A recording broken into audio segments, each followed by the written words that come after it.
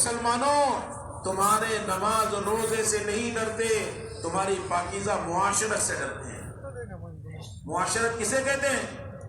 مسلمانوں کا رہن سہن رکھ رکھاؤ، کس طرح رہنا چاہیے، کس طرح رکھ رکھاؤ ہونا چاہیے، کیسے پاکیزہ ماحول، جوانوں میں اللہ کا خوف، عورتوں میں حیا پردہ، انسانوں کے مسلمانوں کے کپڑے بھی پاک، جسم بھی پاک، ان کے گھر اور زمین بھی پاک، ارے مسلمانوں کا خون بھی پاک۔ آج حلال کمائی نہیں ہے، سنو، حرام بنانے والوں کو پتا ہے، حرام استعمال کرنے والوں کو اس کے نقصان کا اتنا پتا نہیں ہے۔ حرام بنانے والے جانتے ہیں کہ حرام کا کتنا نقصان ہے، اور مسلمان حرام استعمال کرتا ہے، اس کو نہیں پتا کہ کتنا نقصان ہے۔ اس لیے اس کی کوشش ہے ساری دنیا کے اندر 3 جال پھینکے جاتے ہیں، ذرا ادھر تو سننا، دھیان دینا، 3 جال پھینکے جاتے ہیں، 3 جال۔ ایک جال پھینکا جاتا ہے کہ سارے لوگ گناہوں کے اندر پڑ جائیں، دوسرا جال لالچ کا، چمک دھمک والی چیزیں دکھاتے ہیں تاکہ تم لالچی بن جاؤ، اور تیسری چیز ایسے اسلحے، ایسی چیزیں تیار کی جاتی ہے تمہارے دلوں پر ڈر بیٹھے، اللہ کا خوف نکل جائے، مخلوق کا خوف دل میں آئے۔ ذرا دھیان دینا پڑے گا بات پر، اگر سنو گے تو سمجھو گے، اور سمجھو گے تو سمجھا سکو گے، خوش نصیب بنو گے، ہزاروں انسانوں کی ہدایت کا ذریعہ بن سکتے ہو۔ دنیا کے انسان ترس رہے ہیں، اچھے لوگ آئیں، اچھا سبق سکھائیں، دنیا کے انسان ترستے ہیں اس بات کے لیے۔ رسول اللہ صلی اللہ علیہ وسلم نے مدینہ پاک میں ایسا پاکیزہ ماحول بنایا تھا، سنت طریقے زندہ تھے۔ ہاں، ایک سنت پر عمل کرنا، ایک شہید کا ثواب، اور ایک سنت کو زندہ کرنا 100 شہیدوں کا ثواب۔ مولانا الیاس صاحب رحمۃ اللہ علیہ فرماتے تھے، ہماری اس تبلیغ کا مقصد احیاء سنت ہے، اس محنت کا، اجتماعات کا، جماعتوں میں نکلنے کا، ہفتہ واری تعلیم عورتوں کی ہوتی ہے، شب گزاری، ماہانہ جوڑ، پرانی عورتوں کا جوڑ، یہ ساری محنت کس بات کے لیے ہے؟ اس بات کے لیے کہ رسول اللہ صلی اللہ علیہ وسلم کی سنتیں پوری دنیا میں زندہ ہو جائے۔ سب نیت کرو، انشاءاللہ ہم محنت کریں گے۔ ارے انشاءاللہ بھی بڑا ٹھنڈا ٹھنڈا ہے تمہارا، صرف سامنے والے یا پیچھے والے بھی؟ ہاں بھائی، سب سے لگا سنتوں کو زندہ کرو۔ حضرت علی رضی اللہ تعالیٰ عنہ عراق گئے، عراق کے لوگ جمع ہوئے، دیکھیں کیا بیان کرتے ہیں، اونچی جگہ پر آئے، ایک لوٹا پانی لائے، ادھر دیکھو، ایک لوٹا پانی منگایا اور وضو کر کے دکھا رہے سارے مجمع کو، سنت طریقے سے، سنت کے اہتمام سے، ہاتھ دھویا، کلی کیا، ناک میں پانی ڈالا، چہرہ، سارا کام کرو۔ جب پورا وضو ہو گیا تو صرف اتنا بیان کیا، اس طرح میرے حبیب حضرت محمد صلی اللہ علیہ وسلم کو فرمایا کرتے۔ ہم نے کسی کو مسجد میں لا کے سکھائے، وہاں ملک میں جا کے سکھا رہے ہیں۔ آپ صلی اللہ علیہ وسلم چھوٹے چھوٹے بچوں کی تربیت کرتے ہیں، اپنے بچوں پر رحم کھاؤ، اپنے بچوں کی تربیت کرو۔ تم جن اسکولوں میں، کالجوں میں بھیجتے ہیں، وہاں ان کا کمپٹیشن ہوتا ہے، ان کو مقابلہ سکھایا جاتا ہے، ان کو آگے بڑھنے کے بہانے سے دوسروں کو نقصان پہنچانا سکھایا جاتا ہے، کہ ایسی تعلیم کہ تو انسانوں کے جیب سے پیسہ کھینچے، ان کو یہ سکھایا جاتا ہے۔ کیا ماں باپ، اللہ کیا ہوتا ہے، موت کیا ہوتی ہے، کچھ نہیں، ہوش نہیں، کوئی تذکرہ نہیں۔ ایسے ماحول میں بھیجنے سے پہلے اپنے بچوں کو ایمان سکھا کے بھیجو، ایمان سکھاؤ۔ اللہ کے نبی حضرت محمد صلی اللہ علیہ وسلم کے پاس ایک صحابی حضرت انس، 10 سال کی عمر، ان کی والدہ ام سلیم، آپ کے رشتہ دار، آپ کے پاس وہ بچے کو دے کر گئی، یا نبی اللہ اپنی خدمت میں اس کو رکھ لیجیے۔ ادھر دیکھنا، بہت سننا پڑتا ہے بات کو دھیان سے، اور شیطان اپنے کارنامے دکھاتا رہتا ہے، کبھی کسی چیز میں لگا کے۔ حضرت انس رضی اللہ تعالیٰ عنہ کو دیا آپ کی خدمت کے لیے، تو آپ نے یہ نہیں کہا میرے کپڑے دھونا، میرے جوتے صاف کرنا، میرا گھر صاف کرنا، اپنے ساتھ شفقت اور محبت سے ان کو رکھا۔ امت کے 3 طبقے ہیں، مرد، عورت، بچے۔ مولانا یوسف صاحب رحمۃ اللہ علیہ فرماتے تھے جس طبقے میں بے دینی ہوگی تمہارے 2 طبقے کو آگ لگا دے گا، تمہارے گھروں کو جہنم کا گڑھا بنا دے گا۔ گھروں میں لڑائیاں کیوں ہیں؟ ایک بھی طبقہ بے دین ہے تو گھر کا چین سکون ختم۔ تینوں طبقے میں بیک وقت محنت کرنا ہے، مردوں پر، عورتوں پر، بچوں پر۔ شریف لوگ، سمجھدار لوگ، اپنی قوم کے، اپنے محلوں کے با اثر لوگ یہاں بیٹھے ہوئے ہیں، پورا بھیڑ امٹ کر آیا ہے۔ اللہ آپ سب کی عمر میں برکت عطا فرمائے، آمین۔ ایک بات کو سمجھنا ہے، اپنی زندگی کے رخ کو بدلنا ہے۔ ایسا نہ ہو زندگی ہاتھ سے نکل جائے پھر ہاتھ ملنے سے کوئی فائدہ نہیں۔ آپ صلی اللہ علیہ وسلم نے اپنے ساتھ کھانا کھلانے کے لیے بٹھایا۔ حضرت انس بیٹھے کھانا کھانا شروع کر رہے تھے، آپ نے کہا بیٹے بسم اللہ پڑھ کے کھاتے ہیں۔ جس کھانے پر بسم اللہ پڑھا جاتا ہے شیطان کھانے میں شریک نہیں ہوتا، اور جس کھانے میں بسم اللہ نہیں پڑھا جاتا شیطان شریک ہو جاتا ہے۔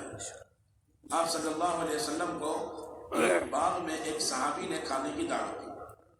وہ باغ کی دیوار ایسے کمر کے اتنی اونچی دیوار تھی، باغ میں سب بیٹھے، ایک صاحب گزر رہے تھے، دیکھا کہ حضور اور صحابہ سب کھانا کھا رہے ہیں، تو کھانے کا تو مسئلہ نہیں تھا لیکن آپ کی صحبت کے لیے تھے، تڑپ گئے، سلام کیا۔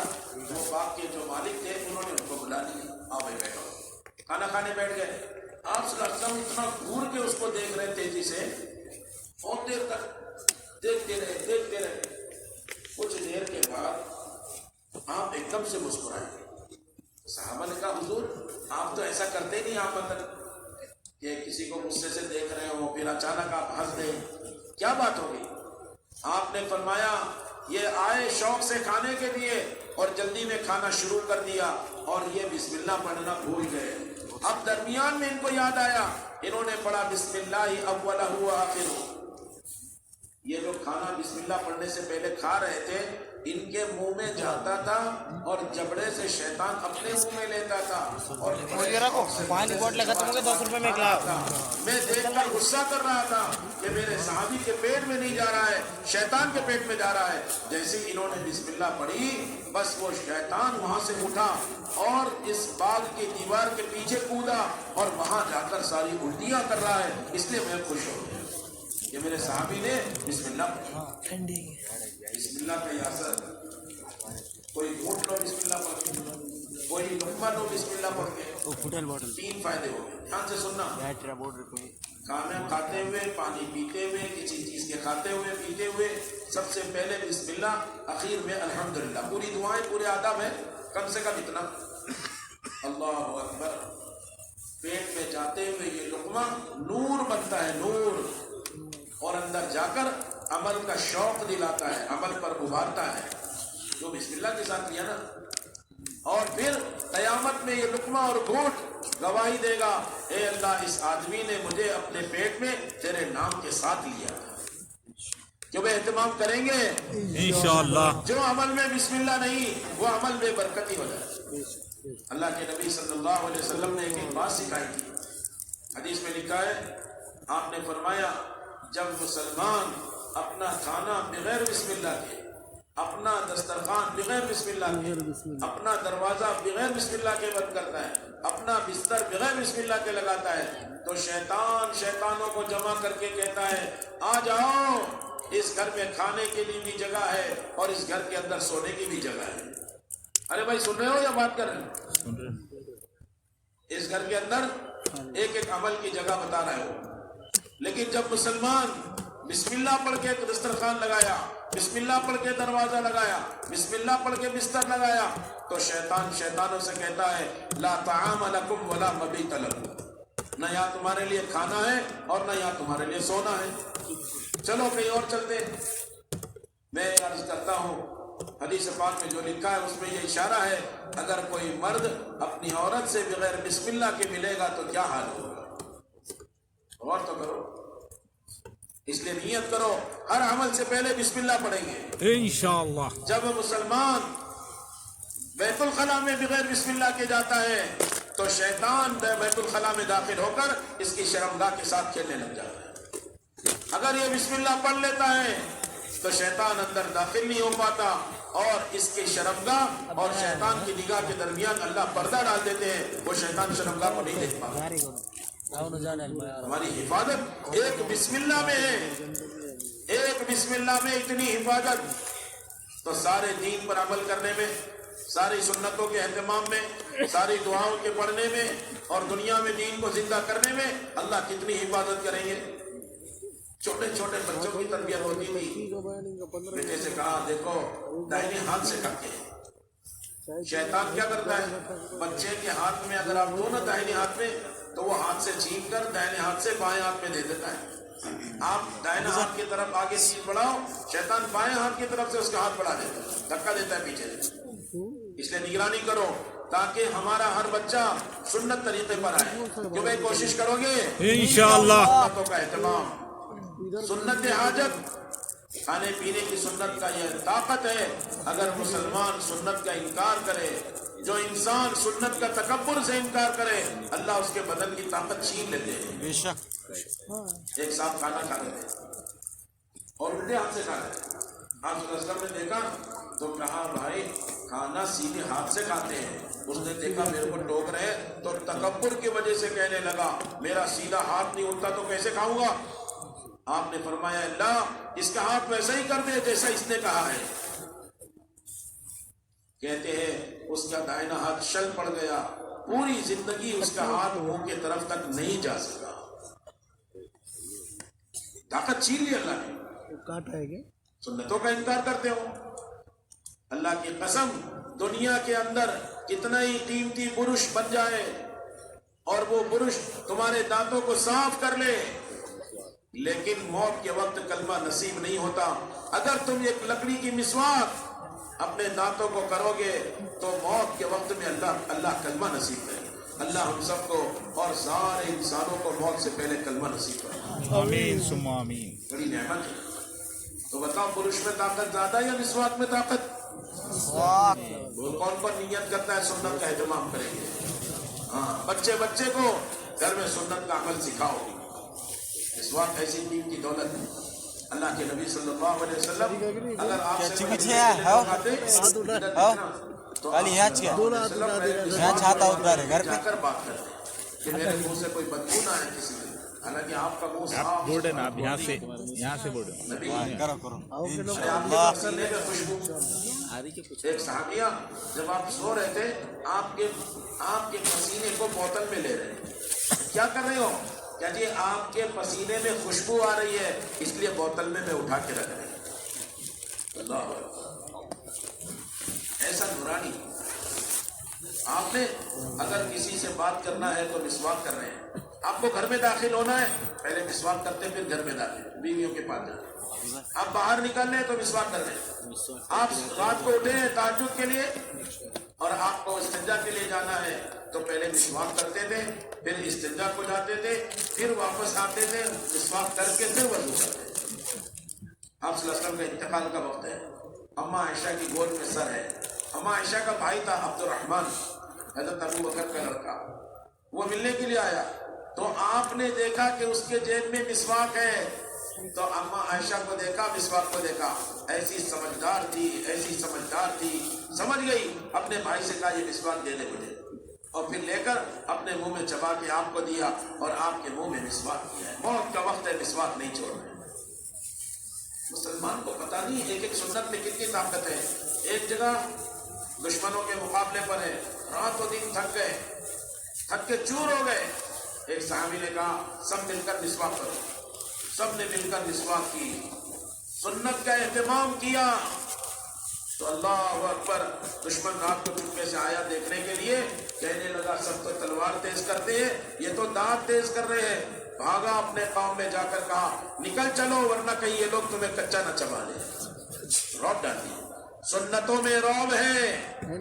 آپ نے فرمایا نصرت بالرعب ببصیرۃ الشہر، کہ اللہ نے رعب کے ذریعے میری مدد کی ہے۔ سنتوں کا اہتمام، جو سنتوں کا اہتمام کریں گے نا ان کو 4 انعام دیں گے اللہ. کتنے انعام دیں گے؟ 4. حفظ سنتی اکرمہ اللہ باربع خصال المحبة في قلوب البررة والهيبة في قلوب الفجرة والساعة في الرزق والثقة في الدين او كما قال عليه الصلاة والسلام. جو سنت کا اہتمام کریں گے اللہ 4 انعام دیں گے. نیک لوگوں کے دلوں میں محبت، گناہگار فاسق فاجر کے دلوں میں ان کا رعب، ہر چیز میں برکت اور دین پر استقامت. نعمتیں ہیں کس پر؟ ارے کس پر ہے بولو؟ انعام سنتوں کے اہتمام. جو قوم اپنے طریقوں کو ختم کر دیتی ہے اللہ ایسے قوموں کو ختم کر دیتے ہیں. جو قوم اپنی معاشرت پر مجتمع نہیں ہوتی ایسی قوم مردہ کہلاتی ہے. ہوش سے کام لو. ہمارے حضرت مولانا صاحب نام پر کاٹو، اللہ ان کی عمر میں برکت عطا فرمائے. فرمانے لگے اللہ اکبر کہ بازار میں 2 تیار چیزیں آئی ہیں، ہوش سے کام لینا. تیار لباس آئے ہیں تاکہ مسلمانوں کی معاشرت کو ختم کر دیا جائے. سستے بھی ملتے ہیں، آسانی سے ملتے ہیں. حلال مہنگا ملے گا، مشکل سے ملے گا. حرام آسانی سے ملے گا، سستا ملے گا. آپ دیکھو حرام چیزیں کتنی سستی ہے. ہاں میرے محترم، اس لیے معاشرت کو سنبھالنا. پہلی چیز تیار لباس آئے ہیں تاکہ تمہاری معاشرت ختم ہو جائے. دوسری چیز تیار غذائیں آئی ہیں. سنو، بازار میں تیار غذائیں آئی ہیں تاکہ مسلمانوں کی عبادت اور دعائیں مردود ہو جائیں. طے کرو انشاءاللہ، اپنے علماء سے پوچھ کر تحقیق کر کر ہی کوئی چیز استعمال کریں. ارے کم سے کم بازار کی نحوست تمہارے اوپر پڑے گی. بازار کی چیزوں کو استعمال کرتے ہیں تو بازار کی غذاؤں کے اندر جو ظلمت ہے تم کھاؤ، تمہارے دلوں میں ظلمت آتی ہے. سادی سیدھی غذا استعمال کرو.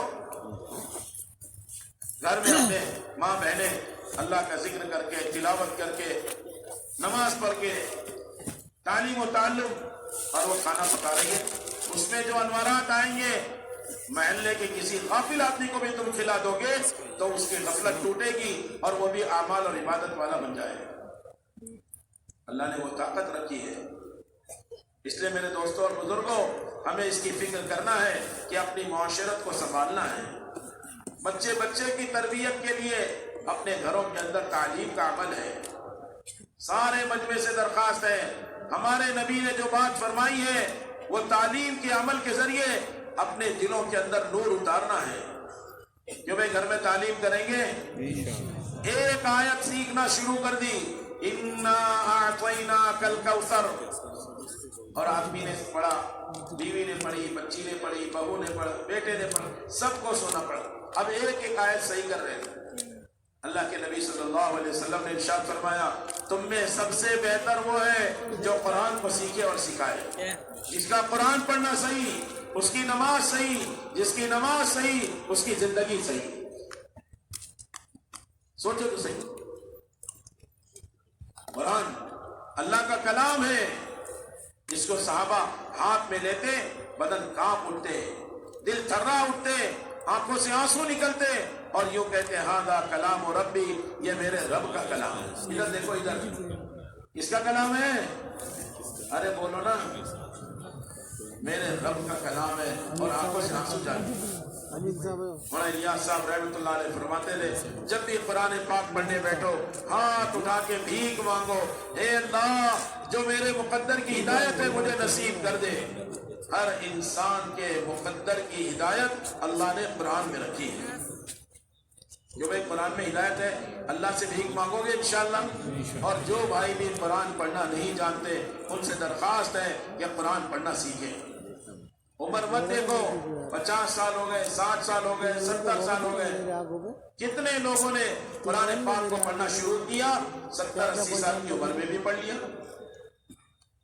اور ہمارے بچے اولاد اگر قرآن پاک کے مکتب میں نہیں جاتے، ان سے درخواست ہے ان کو خوشامد کرو، ان کو سمجھاؤ، اپنے گھر کے بچوں کو قرآن پاک کے مکتب میں بھیجو، علماء کے پاس قرآن پاک پڑھنے کو بٹھائیں.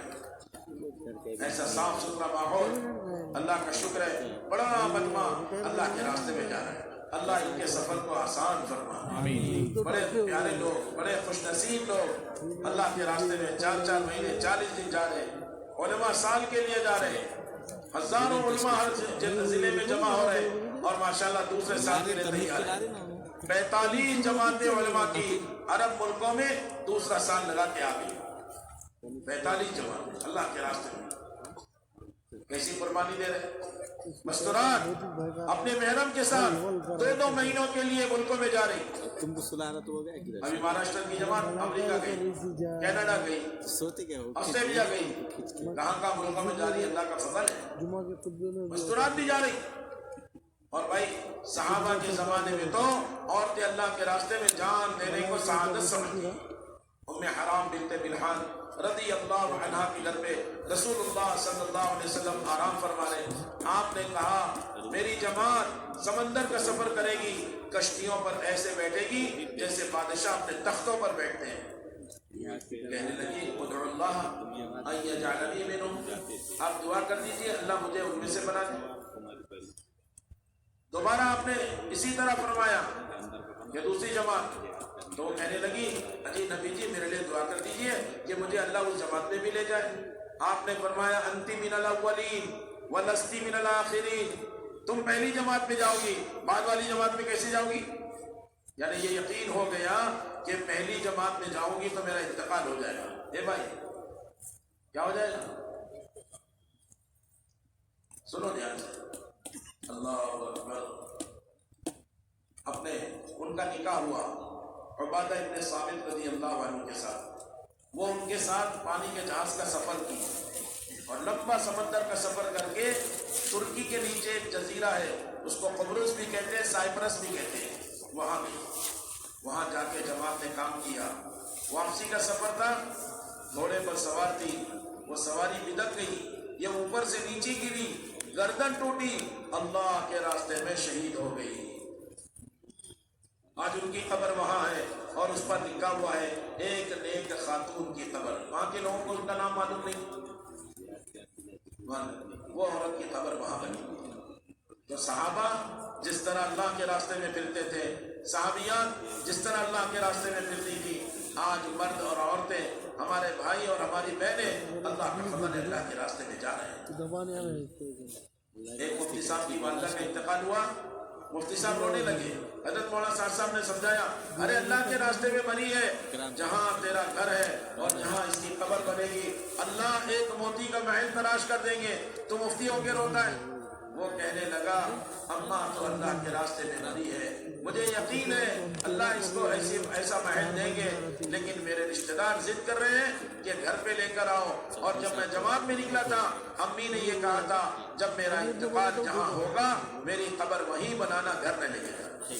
امیر نے بولا تو آج بھی عورتیں تمنا کر رہی اللہ کے راستے میں، امیر نے اٹھنا پڑے، اس لیے میرے محترم اللہ کے راستے میں نکلنے کا ایک نظام ہے جس کی وجہ سے ساری دنیا کی گندگیاں ختم ہوتی ہے، بے حیائی ختم ہوتی ہے، بے ایمانی ختم ہوتی ہے، غنڈہ گردی ختم ہوتی ہے، اخلاق زندہ ہوتے ہیں، انسانیت زندہ ہوتی ہے، ہمدردی زندہ ہوتی ہے، ادب زندہ ہوتا ہے، پاکیزہ معاملات تیار ہوتے ہیں، انسان اللہ سے ڈرنے والا بنتا ہے۔ یہ محنت اس بات کی محنت ہے، سب مل کر اگر ایک جان لگائیں گے اور یہ محنت کر لیں گے تو اللہ کی ذات سے امید ہے اللہ دنیا کے سارے انسانوں کو ہدایت دیں گے، اس لیے کہ رسول اللہ صلی اللہ علیہ وسلم نے ارشاد فرمایا اللہ وہ دن لائیں گے میرا لایا ہوا دین ہر کچے پکے گھر میں داخل ہو کر رہے گا، بولو انشاءاللہ، انشاءاللہ اللہ کی قدرت سے ہوگا، جب اللہ ارادہ کر لیں گے تو ہو جائے گا۔ مولانا الیاس صاحب رحمۃ اللہ علیہ فرماتے تھے جب تم یہ سننے لگو میرے ساتھی اور جماعتیں اللہ کے راستے میں نکل کر ملکوں میں اپنی قبریں بنا رہے ہیں تو تم یقین کر لینا کہ اللہ نے اپنے بندوں کو ہدایت دینے کا ارادہ کر لیا ہے۔ آج ماشاءاللہ جماعتیں جاری، پونا کا ایک جوان اللہ کے راستے میں سودان گئے جماعت کے ساتھ، جب وہاں پہنچا تو رمضان کا अमीर مہینہ उठा तो उठेंगे, روزے کی अमीर حالت ने उठना ना पड़ेगा. تعلیم کا حلقہ اللہ کے گھر میں اللہ کی بڑائی بولتے بولتے رونے لگا. کہنے لگا صحابہ سچے تھے, اللہ کے راستے میں جان دیتے تھے, میں تو جھوٹا ہوں. میرا کہاں ایمان ایسا بنا اور کہاں ایسے اعمال بنے اور میں کہاں ایسا خوش نصیب بنوں کہ میں اللہ کے راستے میں انتقال کروں. پہلے دن یہ بات ہوئی, ایک دن نہیں گزرا, اگلے دن وہ 6 نمبر کے حلقے میں تھا, تعلیم چل رہی تھی اور اس کے بعد اس کا انتقال ہوا. ایک عرب ساتھی نے خواب میں دیکھا کہ فرشتے آئے ہیں اور جنت کی نعمتوں کا لقمہ بنا بنا کر اس کے منہ میں داخل کر رہے ہیں. جیسے وہ صحابی کے انتقال پر حوریں ان کے منہ میں لقمہ دے رہی تھی, آپ صلی اللہ علیہ وسلم نے ارشاد فرمایا آج بھی اللہ تعالیٰ اپنے بندوں کے لیے ایسا انعام اتار رہے ہیں. میرے محترم بزرگوں, یہ محنت اس بات کی محنت ہے کہ ہمارے اندر سے جہالت نکلے. جہالت ایک اندھا پن ہے, گمراہی کی چیز ہے. لوگ نہیں جانتے کیا فرائض ہیں, کیا واجبات ہیں, کیا اللہ کا حق ہے, کیا بندوں کا حق ہے. اسلام میں حقوق بھی بتلائے ہیں اور حدود بھی بتلائے ہیں. حقوق اللہ, اللہ کا حق. اللہ کا حق میں نے ابھی عرض کیا کہ اللہ کی بندگی. सुनो ना यार तो حقوق العباد, اللہ کے بندوں کا حق ہے. ارے کیسا مسلمان ہے تیرا پڑوسی بھوکا ہے, کسی دھرم کا کیوں نہ ہو. تو کیسا مسلمان ہے تیرا پڑوسی بیمار ہے, چاہے کسی دھرم کا کیوں نہ ہو. اللہ کے نبی صلی اللہ علیہ وسلم کے پاس یہودی غلام ایک آتا تھا, نہیں آیا, معلوم کیا کیا بات ہے, کہا وہ بیمار ہے. اتنے بڑے نبی دعوت اور عبادت میں مشغول رہنے والے اپنے کام کو چھوڑ کر اس غلام کے گھر پر گئے. وہ دشمن کا لڑکا, دشمن دیکھ کر پریشان, اتنے بڑے نبی, واقعی یہ نبی ہے اس لیے میرے گھر پر آئے ہیں. بچے کو دیکھا, اس کی عیادت کی, اس کی عیادت کی. لوگ پوچھتے ہیں بھائی ہم کیا کرتے ہیں, مسجد میں دیتے ہیں, اگر کوئی بیمار ہے اس کی عیادت, ہاں عیادت بھی کرنا ہے. صبح جاؤ گے تو شام تک اور شام کو جاؤ گے تو صبح تک 70,000 فرشتے مغفرت کی دعا کرتے ہیں بیمار کی عیادت کرنے میں. نیت کرو جو بیمار ہیں ہم ان کی عیادت کریں گے انشاءاللہ. انشاءاللہ. اور میں نے تو بہت سارے سمجھدار لوگوں کو دیکھا, بمبئی میں بھی ایسے لوگ, انہوں نے کارگزاری سنائی. بڑے بڑے سرکاری ہاسپٹل علاقوں سے, ضلعوں سے, دیہاتوں سے غریب وہاں ہاسپٹل میں پڑے ہیں, کئی مہینے ہو گئے, رشتہ داروں نے آنا چھوڑ دیا اور یہ صاحب وہاں ہر ہفتے جاتے ہیں.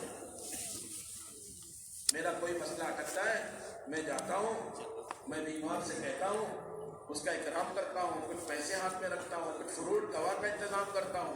مجھے معلوم ہے کہ کس بیمار کو کیا دوا لگتی ہے. جب وہ مجھے دیکھتا ہے اس کی آنکھوں میں آنسو آتے ہیں, میں اس سے جلدی سے کہتا ہوں میرے لیے دعا کر دینا, میرا فلاں مسئلہ اٹک رہا ہے. وہ بیمار تڑپ کے دعا کرتا ہے, اللہ اسی ہفتے میں میرا مسئلہ حل کر دیتا. مسلمان ایسا ہوتا ہے, عیادت کرنے والا. حدیث پاک میں لکھا ہے اگر کسی مسلمان کو غمزدہ دیکھا آپ نے اور آپ نے جا کے اس کو تسلی دی, تو غمزدہ کو اپنے مصیبت پر صبر کرنے پر جو اجر ملتا ہے, صبر کی تلقین کرنے والے کو بھی وہی اللہ اجر عطا کرتا ہے. کہ بھئی ہمارا کیا نقصان ہو جائے گا. ہم پیار محبت سے اس کی شفقت کے ساتھ اس کو سمجھائیں تیرے اوپر حال آیا ہے, اللہ اپنی قدرت سے دور کر دیں گے, تو پریشان مت ہو. مسلمان کے پاس سلوک سے ہے, اخلاق ہے, برتاؤ ہے. مسلمان ایسا ہوتا ہے. مقروض ہے کوئی آدمی, اس نے چپکے سے اس کا تعاون کر دیا, بیمار ہے چپکے سے اس کا تعاون کر دیا. اس کو لالچی بھی نہیں بنانا اور اس کا تعاون بھی کرنا, دونوں ذمہ داری ہے. مسلمان ایسی حکمت اور نرمی سے کام کریں. ہمارے محلے میں ہم اللہ کے راستے میں گئے ہیں, ایک ایک گھر اور ایک ایک مسلمان کی خوشامد کریں گے اور اس کو مسجد کے ماحول میں لائیں گے. کیوں بھائی سب محنت کریں گے انشاءاللہ. انشاءاللہ. مدینے میں جو ماحول بنا تھا وہ انفرادی دعوت سے بنا تھا. جماعتوں میں نکل کر اس کو سیکھنا ہے اور بہت سے اس کی عادت ڈالنی ہے. انفرادی دعوت کا مطلب ایک ایک مسلمان کی خوشامد کرو, اس کو پیار محبت سے ہاتھ جوڑ کر مسجد کے ماحول میں لاؤ. مسجد میں آتے ہی مسلمان کا دل نرم پڑ جاتا ہے، اس کو تعلیم کے حلقے میں بٹھاؤ، اب اس کو دعوت کی بات سمجھاؤ. یہ عمل ہے. مدینے پاک میں ایک آدمی اگر نماز میں نہیں ہے صحابہ بے چین ہوتے ہیں. حضرت عمر امیر المومنین ہے، ایک جوان مسجد فجر میں نظر نہیں آیا، فوراً نماز کے بعد اس کے گھر گئے. ماں نے اندر سے آواز دی، رات بھر نفلوں میں مشغول تھا، ابھی تھوڑی دیر پہلے اس کی آنکھ لگ گئی. کہا اٹھاؤ اس کو نماز پڑھواؤ. فجر کی نماز اگر وہ مسجد میں آ کر پڑھے، چاہے رات بھر سوتا رہے، تو فجر کی نماز پڑھنا اس کے لیے ضروری ہے. حدیث پاک میں لکھا ہے جو عشاء کی نماز باجماعت اور فجر کی نماز باجماعت پڑھتا ہے آدھی آدھی رات کا ثواب ملتا ہے. یہ دونوں نمازوں کی وجہ سے پوری رات کی عبادت کا ثواب. سارے بھائیوں سے گزارش ہے، طے کریں انشاءاللہ ہم اپنی نماز کبھی نہیں چھوڑیں گے. انشاءاللہ باجماعت نماز پڑھنا ہے اور مسجدوں میں آ کر پڑھنا ہے. کون کون پڑھے گا بولو؟ پڑھیں گے. مسجدوں میں نماز باجماعت. ایک صاحب ملے، کہنے لگے چلنے میں گیا تھا، تکبیر اولیٰ نہیں ہوئی. جو 40 دن تکبیر اولیٰ کے ساتھ نماز پڑھتا ہے اللہ تعالیٰ اس کو 2 سرٹیفکیٹ دیتے ہیں، 2 انعام لکھ کر دیتے ہیں. ایک تو یہ کہ یہ جہنمی نہیں، اور ایک یہ کہ منافق بھی نہیں. نماز. پھر وہ صاحب مجھے 1 سال بعد ملے. میں نے پوچھا کیا حال ہے؟ کہہ رہے اللہ کا فضل ہے، 40 دن کی برکت سے اب میری نماز کی پابندی ہو گئی، 1 سال ہو گئے تکبیر اولیٰ نہیں چھوڑی. پھر 3 سال کے بعد ملے، پوچھا میں نے کیا حال ہے؟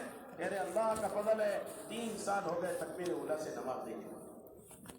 سارا مجمع نیت کرے ہم انشاءاللہ تکبیر اولیٰ کے ساتھ نماز پڑھیں گے انشاءاللہ. پہلے وضو کرو. لوگ پوچھے جماعت کا وقت کب ہے؟ آپ پوچھو اذان کا وقت کب ہے؟ اذان سے پہلے وضو کرنا چاہیے. اذان اقامت کے درمیان آدمی کی دعا قبول ہوتی ہے. جتنی دیر نماز کے انتظار میں رہتا ہے اللہ تعالیٰ نماز کا ثواب دیتے ہیں. جتنی دیر نماز کے بعد بیٹھتا ہے اللہ تعالیٰ فرشتے مقرر کرتے ہیں، وہ دعائیں کرتے ہیں اللہم اغفر لہم وارحمہم. اے اللہ نماز کے بعد نمازی جو بیٹھا ہوا ہے اس کی مغفرت بھی فرما، اس پر اپنی خاص رحمت بھی نازل فرما. جماعتوں میں اسی کی تو مشق ہے. 4 مہینے تک لگاتار بیرون جاتے ہیں، 5 مہینے تک لگاتار. بمبئی کی ایک جماعت 5 مہینے کے لیے یوگانڈا گئی، افریقہ کا ایک ملک ہے. جماعت کے امیر صاحب سے کارگزاری کی، کہنے لگے اللہ کا شکر ہے ہماری جماعت نے اہتمام سے 5 مہینہ صلاۃ التسبیح پڑھی ہے. کون سی نماز؟ آج بہت سارے جماعت کی نماز میں صلاۃ التسبیح پڑھ رہے ہیں. کون کون پڑھا ذرا ہاتھ اٹھانا. ارے کتنے لوگوں نے پڑھی؟ ذرا چھپا رہے ہو کے لوگ تاکہ کسی کو پتہ نہ چلے. اللہ کا شکر ہے بہت بڑے مجمع نے صلاۃ التسبیح پڑھی. اللہ تعالیٰ سب کی نماز کو قبول فرمائے. اس طرح نفلوں کا اہتمام، تہجد، اشراق، چاشت، اوابین جو بھائی سب کریں گے. تہجد کے 3 فائدے: نفس کو کچلنے والا، دعوت کو واضح کرنے والا اور دن بھر کی محنت میں تعاون کرنے والا عمل تہجد کا عمل ہے. صبح صادق سے پہلے قرآن دیکھ کر پڑھنا اللہ کے قرب کا تیزی سے سبب ہے. کون کون پڑھے گا بولو؟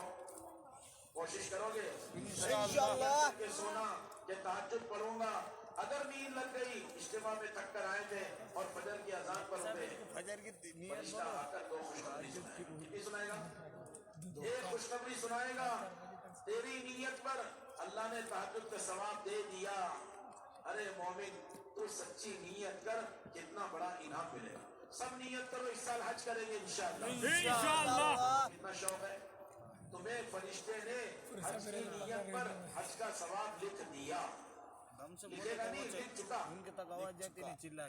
کیسے یقین تھا صحابہ، نیتیں کرتے تھے. آج مسلمان نیت بھی نہیں کرتا. تو نیت کرو انشاءاللہ تہجد کا اہتمام کریں گے. روزانہ تہجد کی نیت کرو. ایک دعا لکھی ہے حدیث پاک میں، الگ الگ بولے گا. اگر آدمی اس کو جذبہ آتا سب. یہ کس کا موبائل ہے؟ میرے اوپر رکھا ہے. فلاں بجے بول جاؤ تو اللہ اس کو اٹھا دیتے ہیں. اللہم لا تحملنا مکرک ولا تنسنا ذکرک ولا تعطیک عنا سترک ولا تجعلنا من الغافلین. یہ دعا پڑھتا ہے تو اللہ اس کو اس وقت اٹھائیں گے جس وقت کی نیت ہے. تہجد کا اہتمام.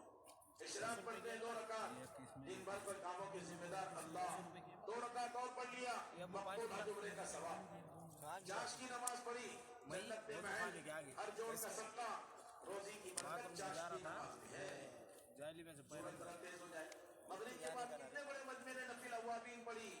मगरिब के बाद 6 रकात तुमने पढ़ ली, चाहे 2 रकात सुन्नत और 4 रकात नफिल, 12 साल की इबादत का सवाब मिलता देख है। के जाने का पूरा चिकड़ पानी पानी सट्टा करके पैर सुबह शादी का वक्त करीब था। अच्छा चिकड़ में नहीं हो रहा। अरे भाई तुम ये नहीं चाहते कि एक कुरान पढ़ लो। साहबा कहने बुढ़ा था लगे, बोल के इधर सिंगल पैर रखा मैंने, इधर से बुढ़ा आ रहा था चंद मिनट में सुबह सिंगल शादी पैर होने वाली है। सीधा पैर फिसला गया मैंने कहा 3 और लगाना मरतबा कुल हुवल्लाहु अहद पढ़ लो, अल्लाह तुम्हें पूरे कुरान का सवाब अता फरमाए। आमीन किसी बेशक की खबर सुनते फला का इंतकाल हो गया, 3 बार कुल हुवल्लाहु अहद